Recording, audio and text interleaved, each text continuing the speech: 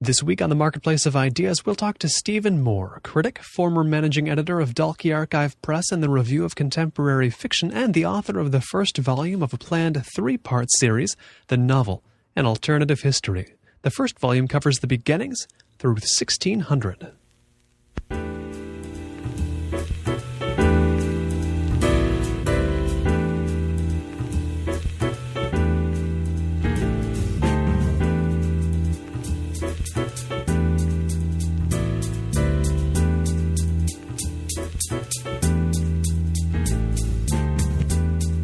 It's the Marketplace of Ideas. I'm Colin Marshall. Stephen Moore has worked at Dalkey Archive Press, has edited the Review of Contemporary Fiction, has been a book buyer at Borders, and now he's the author of The Novel, An Alternative History, Beginnings to 1600 is its first part, just recently released. Stephen, welcome to the program. Well, thank you very much. It's a remark people have made about this book, and that I believe you've also made yourself, that it is called The Novel, An Alternative History, but it could also be called a history of the alternative novel. How true is that? Is it just as well called one as the other? Well, in my mind, I was doing two things at once. First of all, it's an alternative to the conventional history of the novel, which begins in 18th century in England and goes to the present.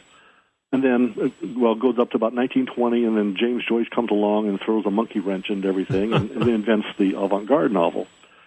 The problem with that, though, is two things. I'm writing an alternative to that. The novel actually started, way back in ancient Greece, and the avant-garde novel that Joyce allegedly invented has always been a property. There's crazy avant-garde, weird experimental novels going back almost to the very beginning. So it's an alternative in both cases. So, yeah, I'm writing about these ancient works, but all along I'm sort of defending modern, innovative fiction, which also often gets a bad rap. And I want to point out that, these modern avant-garde things are not deviations from the norm, but have actually always been part of the novel. And so this opens up a big issue of just how it's come to be that a traditional, say, history of the novel has become something so narrow. Of course, this book of yours, the first part ends well before the traditional history of the novel begins, about 100 years before. And how much do you have to modify the normal, quote-unquote, definition of the novel to go back as far as you do? Well, it depends on what you mean by normal. Yes, indeed. The dictionary, and E.M. Forster, in his famous aspects of the novel, says that a novel is any work of fiction longer than 50,000 words. Or any book-length work of fiction. Now, if you take that as your definition, you can go all the way back as far as I do, to ancient Greece.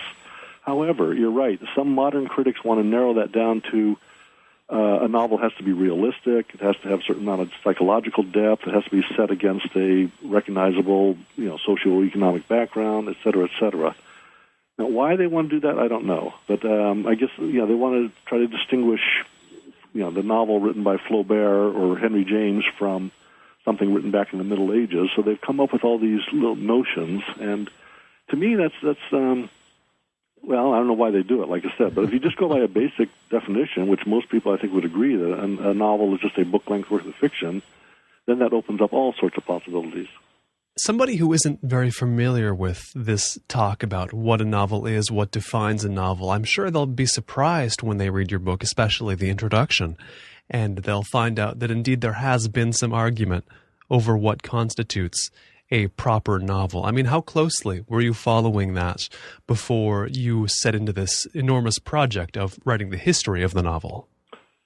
Well, I wasn't so much following the various arguments about the novel as I was simply noticing throughout my life that I kept stumbling across these older works of fiction that looked like novels to me, even though that's not what I learned in college.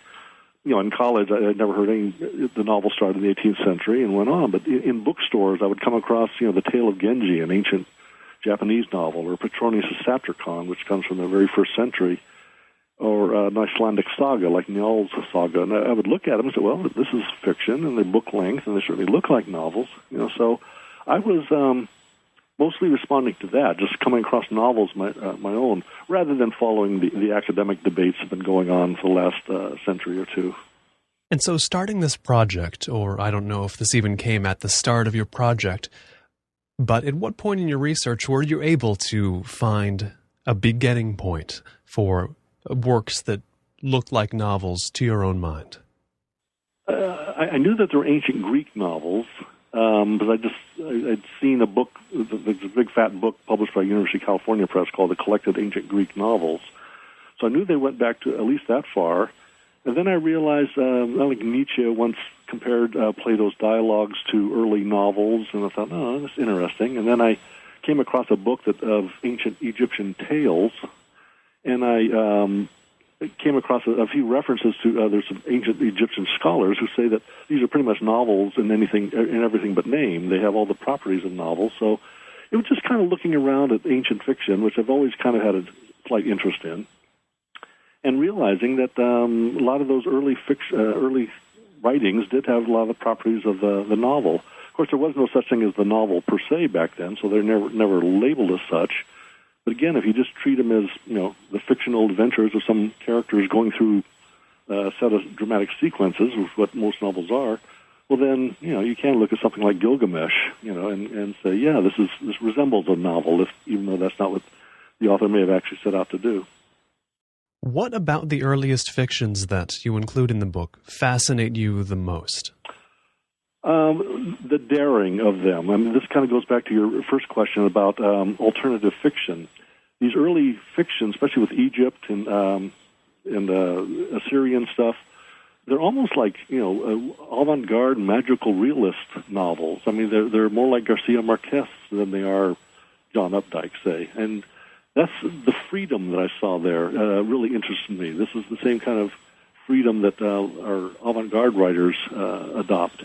Because in the very beginning, as soon as literature started becoming written, critics came up with rules for poetry and drama, and that's what constituted literature. So anyone who was writing tales or longer fictions were pretty much free to do whatever they wanted, and there was this real spirit of experimentalism, to use a modern term, in that early fiction that just fit in perfectly with my whole thesis that the avant-garde novel is not a modern aberration, but goes all the way back to the beginning.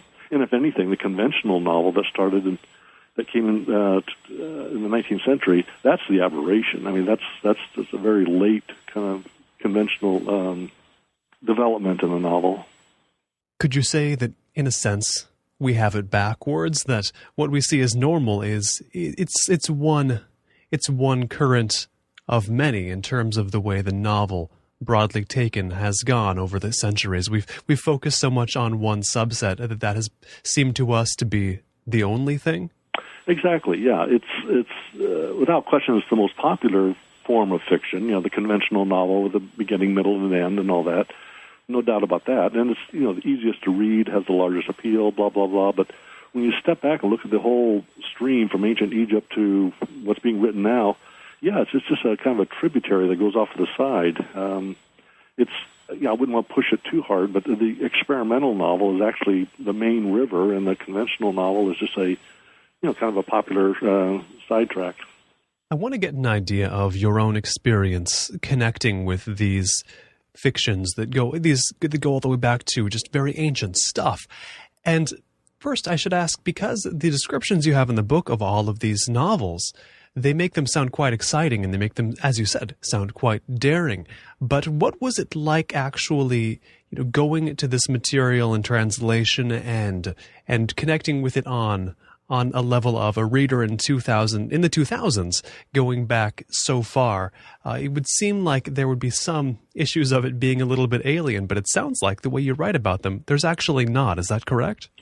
Well, I deliberately tried to read these, as you say, like a modern, someone living in the 21st century, rather than as an antiquarian specialist. And that's how most of these things have been read in the past. I did try to take into account the historical context of these works, but I also kind of asked myself, is there anything here that would still appeal to a modern reader? And I was shocked to see, how exciting a lot of these books were, and how much fun and how interesting they were. So, and I tried to push that in my the way I write about these books. I'm not a stuffy professor. I'm a book reviewer, basically. That's what I've been doing for the last 20, 30 years, and an editor of modern fiction. So I kind of deliberately read these books as if they were modern novels, and I was delighted with how exciting they are, how much fun they are. How much do you think, or to what degree do you think, could an average reader of your book go to the material you went to write it and pick it up just as you did and treat it as a novel they would pick up that was written, in 2009? Is that possible, do you think, for the ancient stuff, for the medieval stuff you write about, if someone isn't writing, your book? I think so. In selected cases, yeah. In fact, in my book, I mentioned there's an early Greek novel came out that was written about the time of Christ by Chariton, Chariton, and I mentioned in my book that you could take off the cover and put a shiny, foil cover on it and sell thousands at Walmart, because it's a wonderful romantic, adventure novel, except that it's set back in ancient Greece, and even modern novels are sometimes set back then. So now there's some of the others are a bit weird, and you'd have to adjust somewhat, but if you have a little bit of patience and you have a taste for old, classic literature, I think most people could read, maybe 3/4 of the books that I mentioned with no problem at all. And the fascinating thing is that, of course, in college, people will read. They'll read fictions from these time periods.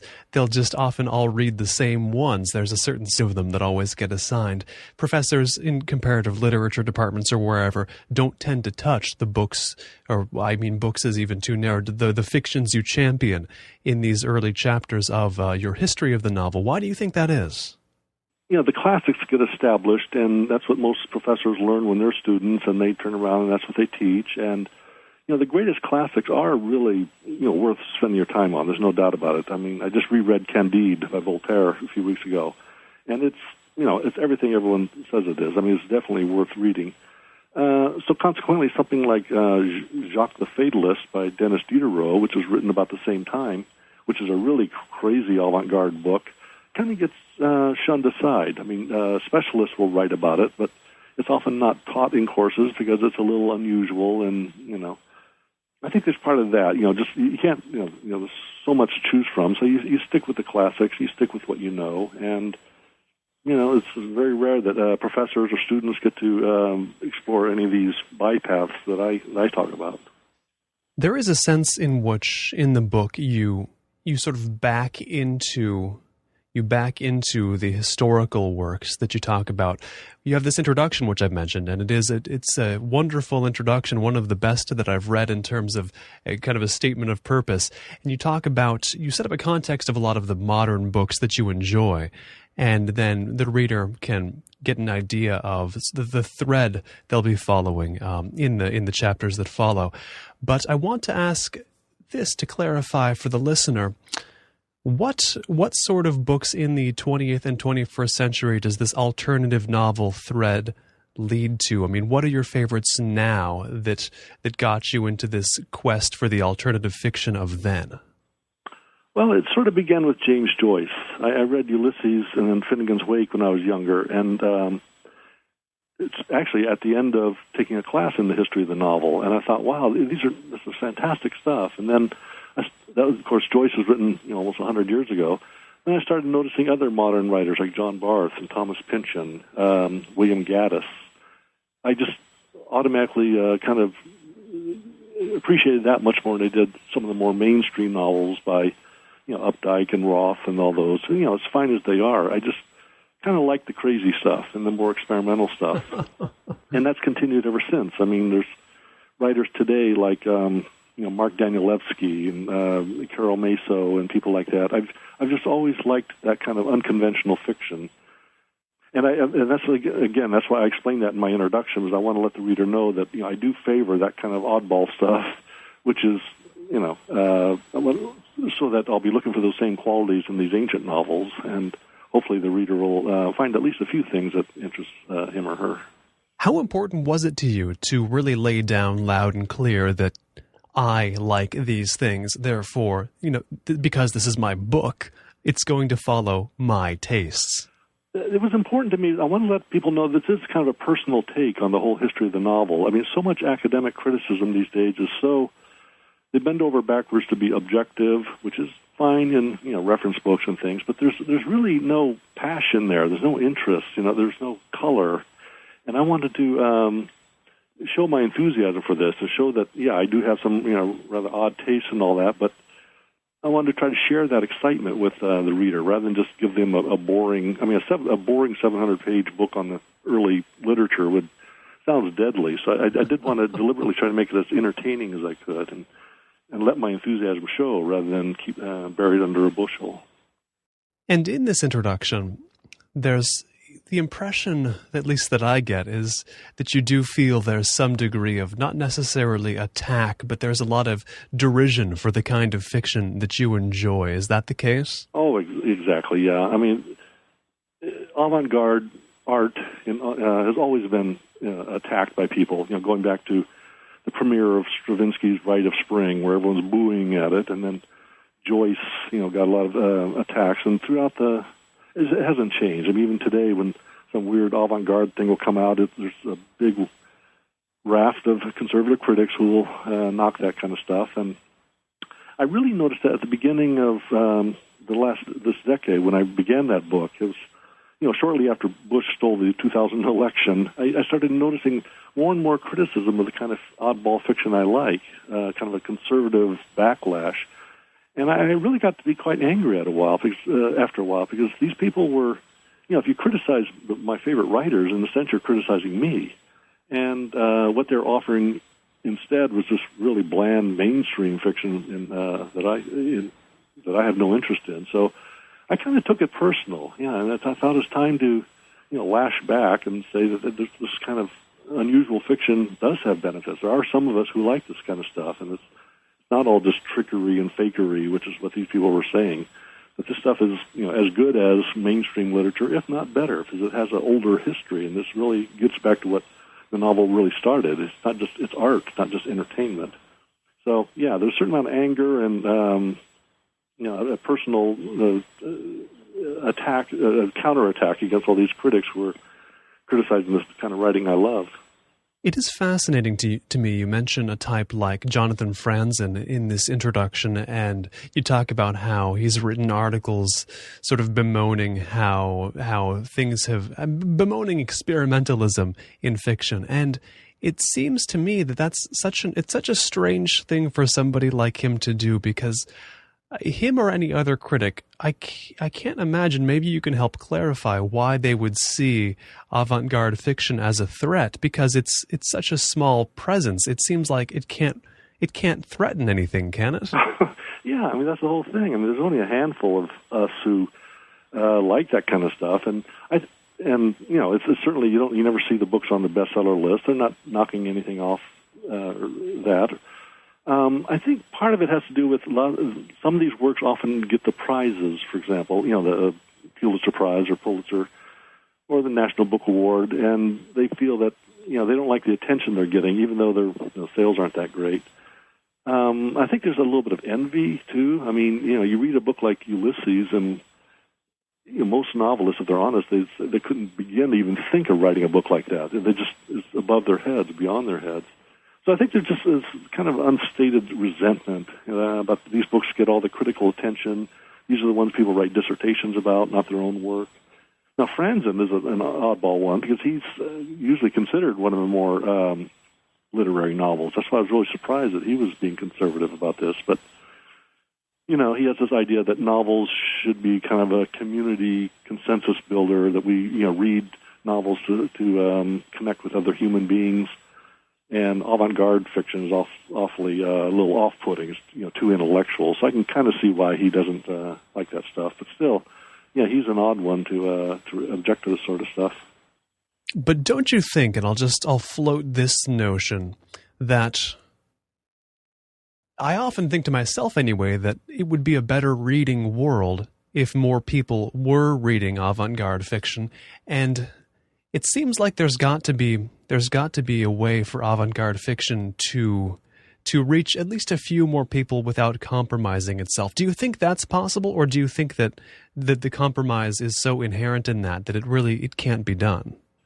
Well, I agree with your first part, especially since more people should be reading this stuff, because the avant-garde always challenges the status quo in a way that conventional fiction doesn't. And unless you're living in a perfect world, the status quo always needs to be challenged and questioned about what they're doing, how they're conducting themselves. A lot of that stuff is a little more intellectually challenging than some people, to many readers, than conventional fiction. So I can see it might be off-putting. And again, it's not for everybody. I'm certainly not trying to foist my literary taste on other people, but I guess it comes down to more for tolerance than anything else. If you don't like this kind of fiction, fine, but don't attack it. You should realize that in the name of diversity, if nothing else, that there's room for all kinds of fiction. And, if some people like this kind of fiction, both reading it and writing it, fine. Let them do that. I was an editor at Dalkey Archive, as you mentioned early, and we did very experimental fiction, and it was always frustrating to try to build an audience for that kind of stuff. But you reach a point finally when you realize there's a limited number of people like that kind of stuff, and that's always been that way and always will. So, what can you do? But in the part of your life that deals so much with experimental fiction, with avant-garde fiction, do you consider your mission there now to turn people on to this stuff, or are you now talking to people, for example, like me, who already like it and just want to get them deeper into it? Yeah, I do kind of feel like I'm preaching to the choir sometimes, but I'm hoping with this book that I do try to at least encourage some people who maybe read, they read Proust, for example, but not Joyce. People who do like rather challenging literature, but haven't really gone that far into the really difficult stuff.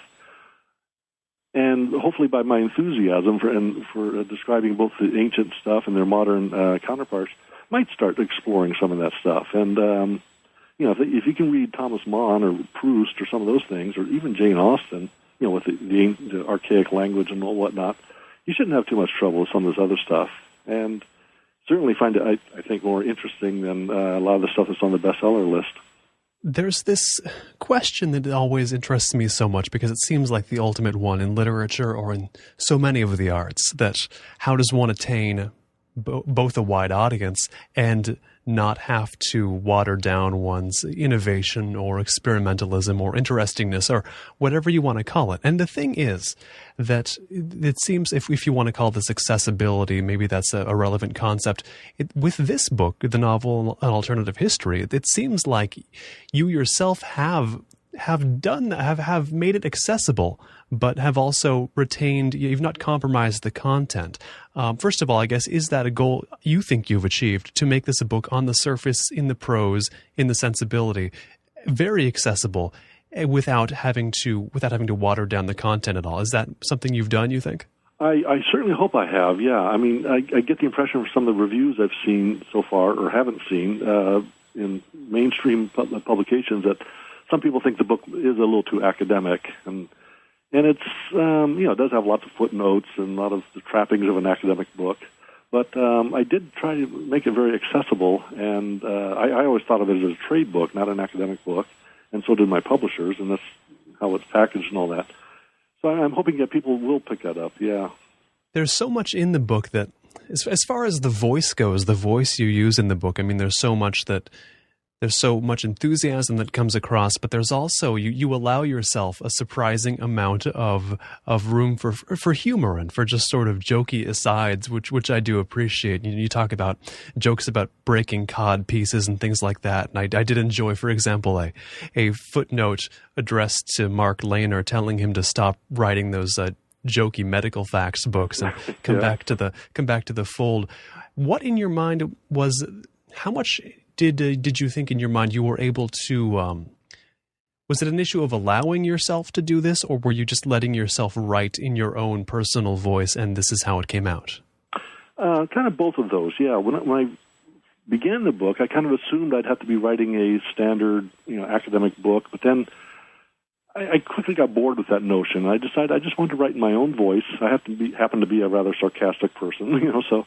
And I thought if I'm having fun with this book, then the reader will have fun, And I didn't want to become too jokey. I mean, I've seen a few books that try to make literature sound like a Simpsons episode, and I didn't want to go that far. But I figured that, allowing a little some humor, some bantering here and there will kind of ease the wheels of this huge book, make some of this strange stuff that I'm writing about go down a little easier. And again, I figured if I'm having fun, the reader might have fun, and so I'm really glad that you seem to have caught on to that. And in terms of conveying your enthusiasm for these works of fiction you talk about, these many works of fiction, first we should establish there's, I think, something you've said in previous interviews that when you read these works, you're in it for the language. And what does that mean? Well, I meant that I'm not really into the plot. So many people for conventional fiction, if you read a novel, the first thing someone asks, "Oh, what's it about?" Well, I really don't care what a book is about. I'm interested more in the artistry. What's the language like? What technical devices are going on? I mean, I compare this in my introduction to ballet and opera. When you go see an opera or a ballet based on Romeo and Juliet, for example, you're not going for the story. You already know the story. You're going for the artistic performance, the dancer's abilities, the singer's abilities. And when I read a novel, that's pretty much what I'm going for. I'm looking for, metaphoric language and the imagery and, the interesting structural devices and the humor. That's something I appreciate in novels, and that's why I use it myself. I'm going for the artistry, for the language, not for the story, in other words. And given that you don't care much about the plots, given that you care more about language, what are your feelings on the way you've had to convey these books, the content of these books in your book? Because, of course, so much of what you have to talk about is plot. So much of it is plot summary. Was this a problem in your mind of writing this book? It was a real challenge, yeah. I mean, when you're writing about Charles Dickens or something, you don't need to give plot summaries because most people know about them. But when you're writing about Renaissance Italian novels, you do have to first of all explain what happens in a novel before you can start analyzing it or praising it for something.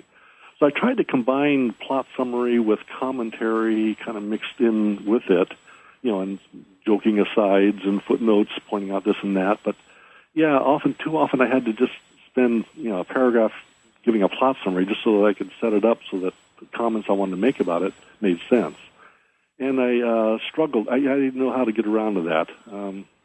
When I write up the second volume, when I get more closer to modern fiction, I won't have to do that so much. But with that earliest stuff, talking about books that most people never even heard of, much less read, I thought that was just inevitable. I had to kind of rely on more plot summary than I would have wanted to. And once the plots are summarized, what were some of the challenges of getting across to the reader what you do like about these books, the language, the artistry, the technique? How do you get that across without simply replicating the book right there in your own text? It was difficult because language, because I couldn't read any of these books in the original. And of course, and that's, I admit in my introduction, that's a real drawback for someone in it for the language I am. But on the other hand, I deal with books from about 30 different languages, and I don't think there's anyone on earth that could have done that. But what I look for in every book was basically what's new about this. Is this someone who's just following what everyone else has done, or what innovations? What do they bring to the table that's different? So that's what I tried as I was analyzing these. I tried to point out the little innovations, the little alterations they made to whatever was the novel in their own time. What they may have picked up from a previous author and what they modified, and how that might be picked up by another one. I was really more interested in just the innovations that every generation brought, rather than just character development or something like that, something more traditional. Given that in your work in modern fiction, you've seen every trick in the book, no doubt, as it were, was there anything left to surprise you in terms of fictional techniques in these ancient, in these medieval, in these Renaissance fictions, or were these all just introductions of techniques that you had already gotten used to in your reading?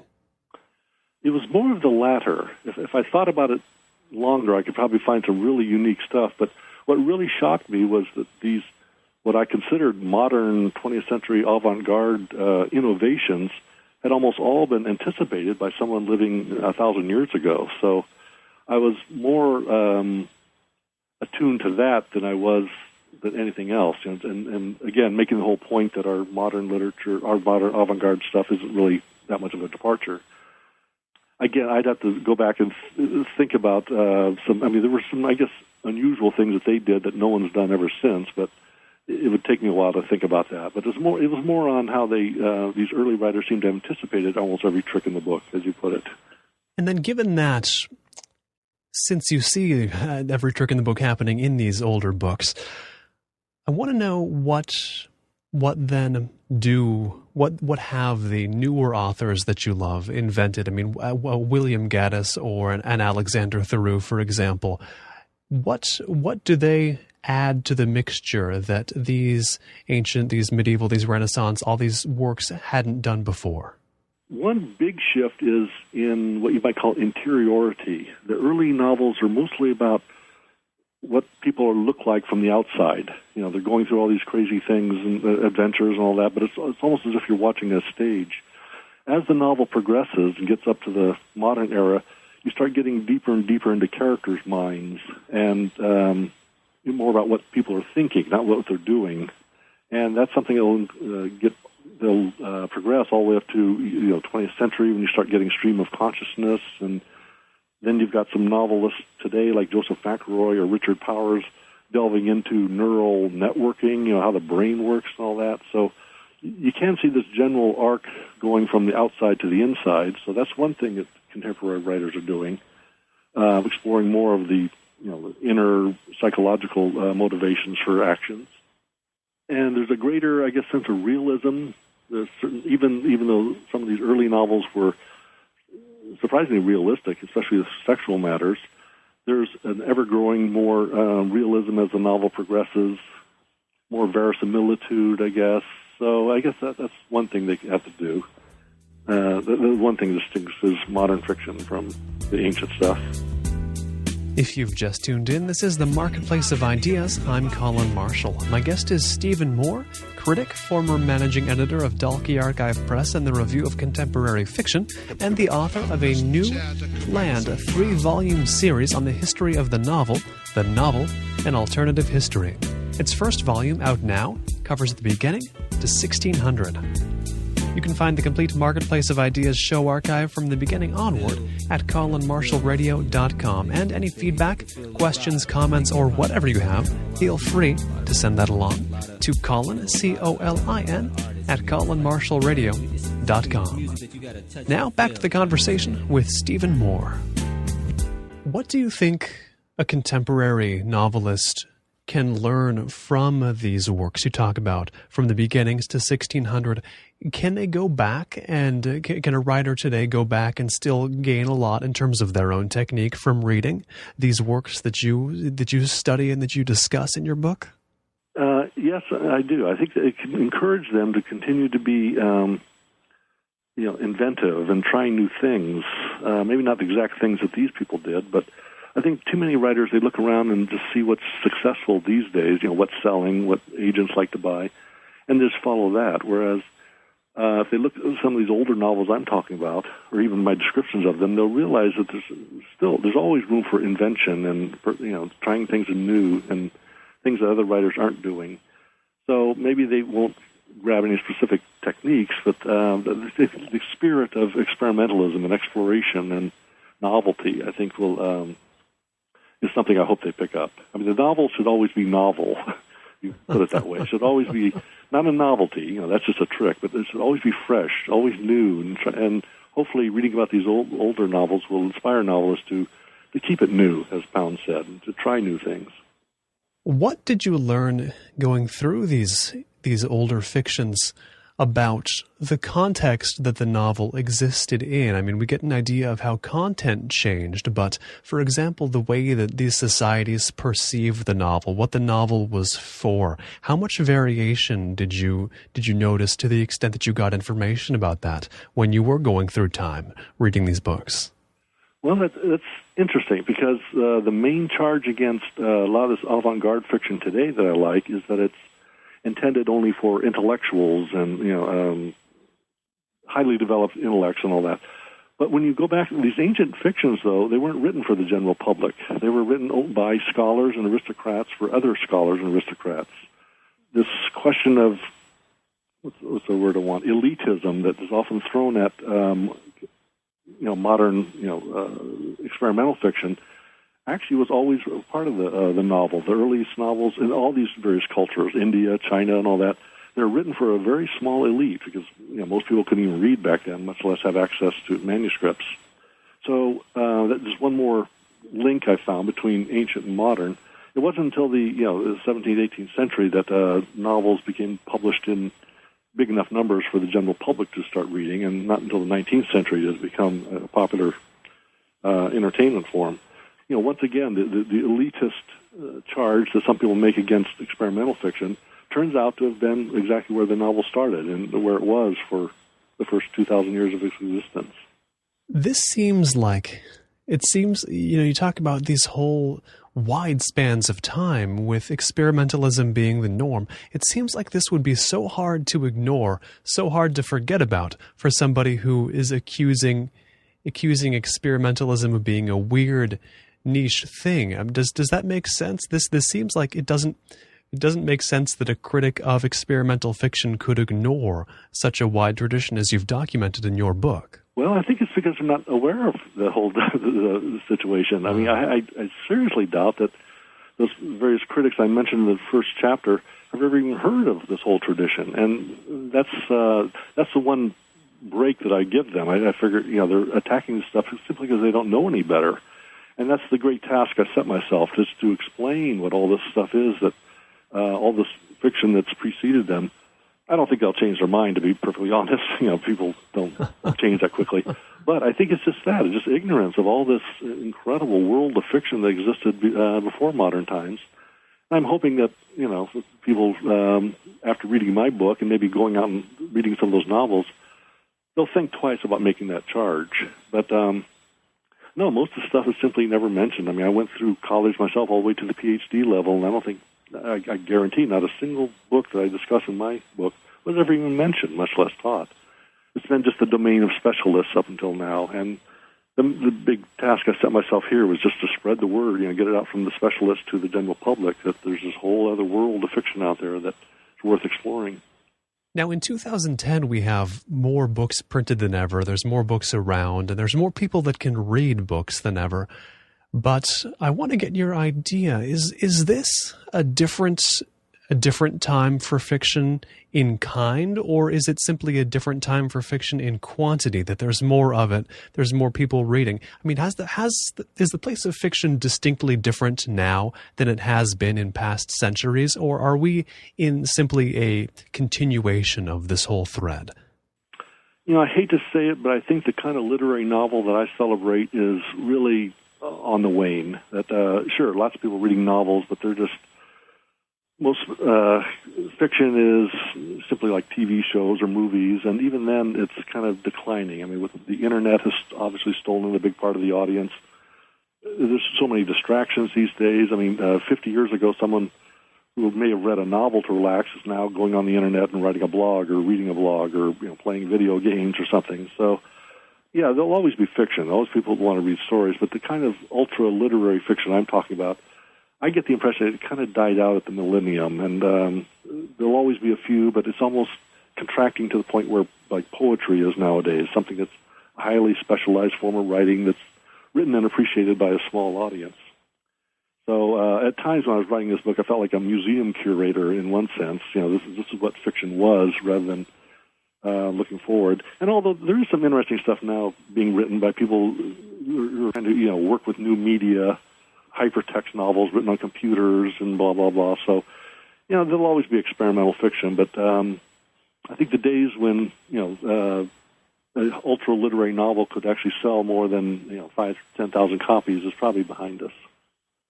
Now, we're only we're only, I want to say, 14 years past a book like David Foster Wallace's Infinite Jest, which sold many copies, and I don't think anybody considers that to be watered down in any way or not experimental.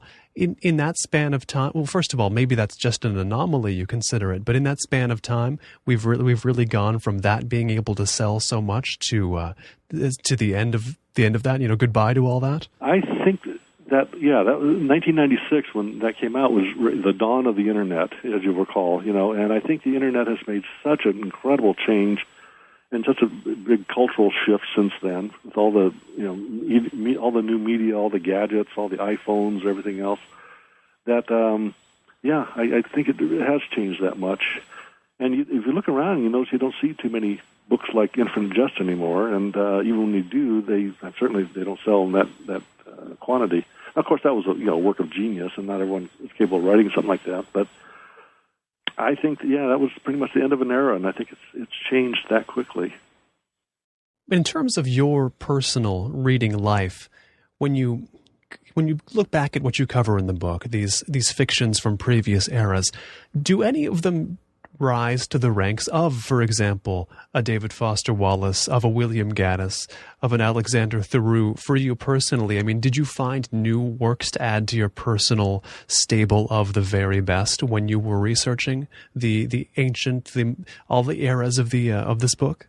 Oh, yeah, I definitely did. I mean, there's a Chinese novel that was called The Plum in the Golden Vase that was written about 1590, which is just astounding. I mean, it's one of the greatest novels I've ever read in any era. I could put it up there right with War and Peace or Ulysses or anything.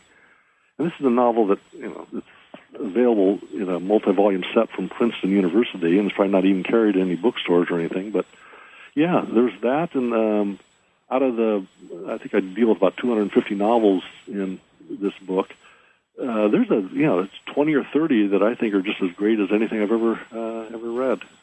Yeah, I'll let the reader discover them as they're going through the book. But I was really knocked out. Again, I kind of thought when I started this, I'd just be looking at some antiquarian books of limited interest. But I was really stunned by how great some of these books are and how wonderful they are.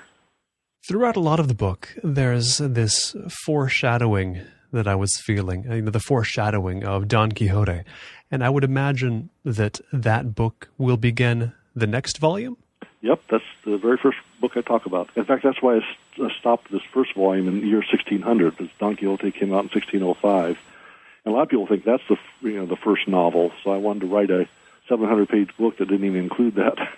But yeah, you're right. Don Quixote, that's a big game changer, and that'll be the first novel I discuss in Volume 2. Can we talk about Don Quixote as being sort of the watershed point between a BC and a BC, or what do they call it now? BC and BCE and CE? BCE and CE. There we go. Is that, could we call it that? Is it so important that it is the dividing point between the novel as one thing and the novel as another? In European fiction, yes. Now, half of my book is devoted to Middle Eastern and Far Eastern novels, and of course for them it doesn't matter, and I don't want to slight them because, in one sense, in the Orient, the greatest novels ever written before the modern era were written in China and Japan, so I certainly want to keep them in the picture. But, yeah, in a European sense, that book made a huge difference. Yeah, some people, a lot of writers that in the later 17th, 18th century directly inspired by it, and it inspires people to this day. So, I think you can use that as the ADBC, whatever, division. And it is fascinating because, of course, the Chinese and the Japanese fiction chapters in this first volume of your history of the novel, they're some of the most interesting because, as you described, they have these works that sound fantastic. Obviously, I haven't read most of them, but I think it's hard not to get excited about them. And you mentioned Don Quixote as being very important to the European tradition after this, in the next books you'll be writing. But what I guess has happened to the East Asian threads, considering you don't mention many contemporary authors of those nationalities? As that, in terms of experimental fiction, do you not find as much there in contemporary terms? To be honest, I'm just not familiar with that much of it. Oh. I mean, I've read a few things, but I just, that's an area that I haven't explored yet.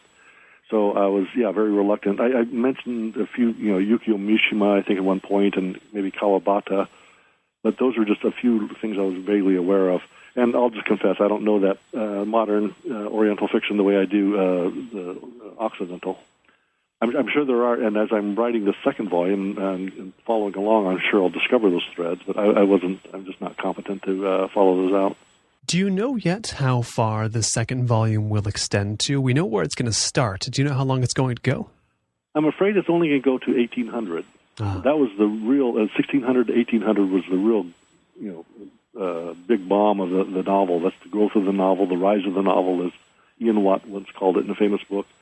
And that's when everyone was writing novels, and there's lots of experimentation and various forms going on. So I'm writing that now, and I didn't think it would occupy as much space, but as I'm researching, and I'm finding so much that's worth talking about. That. So Volume 2 will go up to 1800, and hopefully Volume 3 I can get from 1800 to the modern times. Because I'll be much more selective when I get to the modern era.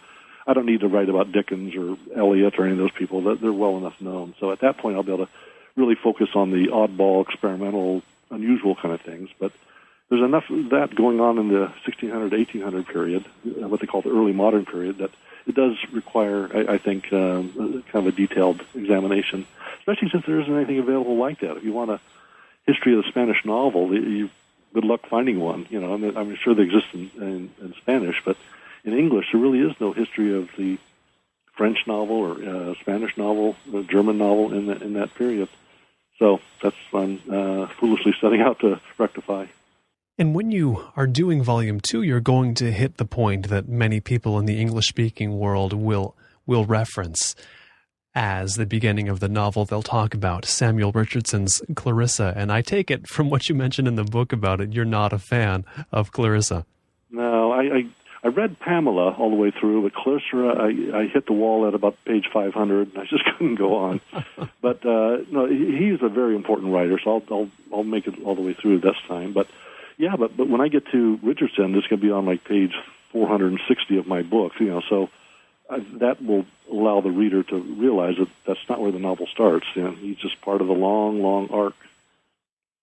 Considering your very wide taste in fiction and willingness to give a lot of fiction a chance and to entertain a wide variety of techniques, it does make me wonder, it does make me get fascinated by the idea of what I guess you run into that you don't like in the history of the novel. I mean, are there certain techniques, are there threads that you just simply don't find as aesthetically pleasing as others? Are there ones you find aesthetically displeasing that rise to prominence? Well, I like comical novels rather than serious ones, and anything that has any invention, something new to it, I automatically like. What I don't like is I'm seeing so many novels that just imitate previous ones and really don't add anything to it. But I don't care for overtly religious novels just by temperament. So yeah, I guess my own personal taste enter into that, but I try not to let that be. If a novel has any kind of artistic value to it, I try to give value to it, but and try to keep my own taste out of it. But yeah, we'll see how it goes. How possible is it to separate your own tastes out? Because it does seem that in a book like the novel, An Alternative History, your own tastes are critical to it. This book doesn't exist without your tastes. Yeah, no, I'm not writing an encyclopedia, so I'm allowing my taste to kind of dictate how much space I give to certain books, for example. And I hope that's what one of the things a reader will like about the book. They're getting my take on literary history. This is an alternative history in that sense too. It's just me coming from the sidelines and talking about all this rather than an official history of the novel. And that's part of the package. So you have to take it or leave it. Quite earlier in the interview, you mentioned the reviews you've seen so far. Excuse me. What have you thought of the response the book has gotten so far? Because there have been, as I've read on the internet and such, there have been some lengthy responses to the book, and a lot of praise, some critiques as well. I mean, how does this line up with the way you imagined people would think about it? It doesn't surprise me. My publisher warned me that there's going to be some people who really love this book and some people who really hate it, and I've seen examples of both. I'm a bit annoyed by people who get factual things wrong. People who say I don't say anything about, I don't justify why I use certain translations, for example. Whereas in fact I do. I have a whole half page given to Rob Lay explaining why I'm using this translation rather than the dozen others that are available. So I'm annoyed by something like that. But I knew that I was writing, again, as a very personal, very kind of almost cranky kind of book in some ways, and I know I have unusual taste. I lay that on the table. So I knew I'd get quite a range of responses, and so far, I'm not surprised. I'm also a bit disappointed that 10 years ago this book would have got a lot more review attention, but as you know, so many book review supplements have closed down now and have dried up, so I'm not getting... for example, the New York Times book review hasn't reviewed it yet and probably never will, whereas I think 10 years ago they would have, and Washington Post would have, and the Los Angeles Times. Again, that goes back to what I was saying earlier about David Foster Wallace's book. I think we're just living in a different era now, so...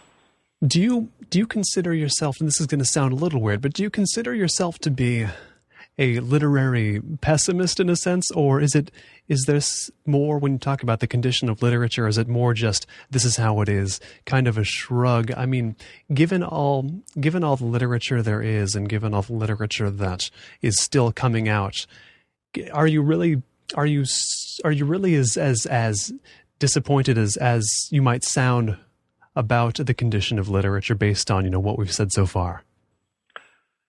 I do see the audience shrinking, for this kind of fiction. Back in the 70s, John Barth probably would have sold 20,000, 30,000 copies of his books. Nowadays, he brings out a book and he's lucky if he sells 1,000, I think, or 2,000. And there's more distractions. I think the kind of people who are intelligent enough to appreciate these kind of fictions have been sucked off into other areas of media, and they're just not paying attention anymore. More interested in, who knows what they're interested in, but I think the audience has shrunk, and maybe I'm being pessimistic. Maybe the audience is still out there, and they're just simply not as vocal or something, but on the other hand, I think there's always been a small... William Gaddis once said that he writes for a very small audience, and as much as he would like to have a big bestseller books, there's the kind of people who appreciate this kind of stuff, like opera as well, ballet, is always going to be kind of small, and maybe that's just the way it is. I certainly don't see it growing, and I just can't imagine our culture changing in any way that this kind of fiction would be more popular than it is now. And I know it's late to be asking this, but do you ever think that there remains the possibility of sort of smuggling in the interestingness, the experimental, the avant-garde techniques that you like into fiction that does gain a wider audience? Or do you think that's not going to happen? If it's there, it's on the surface as well, and that's going to turn people off? No, actually, that's a great point, because I've noticed there's a lot of mainstream writers who do pick up little tricks from the avant-gardists and incorporate them into their writings, and suddenly, after a while, that sort of becomes the new conventional writing. The average novel today is much more sexually explicit than anything written back in the Victorian ages, and you have people like Joyce to thank for that, or D.H. Lawrence, not conventional writers. And little, quirky kind of magic realism and little things that you wouldn't have seen in a Victorian novel. I noticed that sometimes even the most conventional writer will pick up little things that have become normalized that were invented by the avant-gardists, and, it kind of works that way. Well, I think I consider that a reason to hope. Yeah. The name of the book, once again, is The Novel, An Alternative History, Beginnings to 1600. It is the first part of maybe 3, and I am certainly waiting for number 2. Stephen Moore, thanks so much for taking the time to come on the program. Oh, you're welcome. This was enjoyable. Ask what's your word? If you'd like to find out more about Stephen Moore and the novel An Alternative History, visit his website at stephenmoore.info. This has been the Marketplace of Ideas. I've been Colin Marshall. You can find our official website at colinmarshallradio.com. That's where the complete Marketplace of Ideas interview archive is as well. You can also find the website of Ben Althouse, the man who makes our theme music, at benalthouse.com. If you have any questions, comments, any type of feedback whatsoever, feel free to send that along to me, Colin, Colin, at colinmarshallradio.com. That's Colin at colinmarshallradio.com. And whatever you do, thanks for listening. We'll catch you next time.